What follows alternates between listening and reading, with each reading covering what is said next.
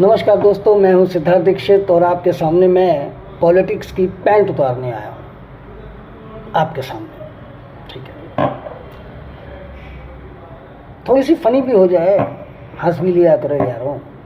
ऐसा क्या कारण है कि सन 2014 से पहले सोनिया जी बहुत किसी अज्ञात बीमारी से ग्रस्त थीं और सन 2014 के बाद में वो एकदम से ठीक हो गई और वो दिल्ली से ना हवाई जहाज़ पकड़ करके वो कोची वगैरह केरला साइड वगैरह में जा करके वहाँ से हवाई जहाज़ पकड़ती थी और अज्ञात देश के लिए पकड़ती थी। ये भी नहीं पता किस देश में उनका इलाज चल रहा था और उनके इलाज पे करीब 800 करोड़ रुपए गवर्नमेंट का खर्च हुआ और 14 के बाद में एकदम से वो ठीक हो गई।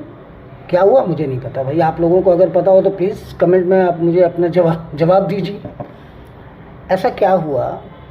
और हाँ, इसमें जब वो जाती थी तो ट्रकों सामान भी जाता था, उनका ट्रकों सामान जाता था। हो सकता है उसमें सारी ट्रकों दवाएं जाती हों, जो भी हो भाई। ठीक है, ये सन 2014 के बाद बिल्कुल से परफेक्ट हो गई, ठीक हो गई। अब देखो कहीं भी नहीं जा रही है। दूसरे इनके एक पी चिदम्बरम साहब थे। बताइए कितना काबिल इंसान था कि घर के अंदर गमले में 20-20 करोड़ रुपए की गोभी पैदा कर देता था। हमारे किसान एक एकड़ में 10,000, 5,000, 4,000 से ज़्यादा पैदा ही नहीं कर पा रहे हैं। यार इनसे सीखना चाहिए कि पी चिदम्बरम साहब आपने कैसे 20 करोड़ रुपए की गोभी पैदा कर दी, वो भी गमलों में, घर में लगा करके। ताज्जुब की बात। मगर ये है कि सन 2014 के बाद में वो भी बंद हो गई, अब नहीं पैदा हो पाती है। उसके बाद आ जाते हैं इनके प्रियंका। ठीक है, प्रियंका जी से ये इतनी गजब की पेंटिंग बनाती थी। सोचो दोस्तों, इतनी गजब की बनाती थी कि 3-4 करोड़ रुपए की इनकी पेंटिंग बिक जाती थी। क्या कहने यार, गजब के पेंटर थे। मगर पता चला सन 2014 के बाद वो भी बंद हो गया। अब लगता है वो भूल गई बनाना, ये जो भी हो।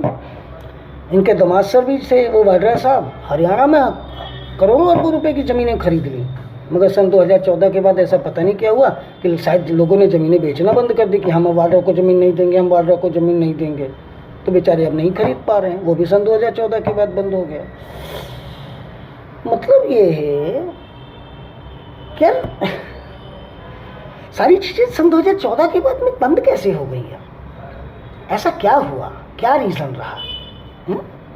समझ में नहीं आया मुझे यार। अगर आप लोगों को समझ में आया तो प्लीज़ आप कमेंट बॉक्स में अपने जवाब दीजिए।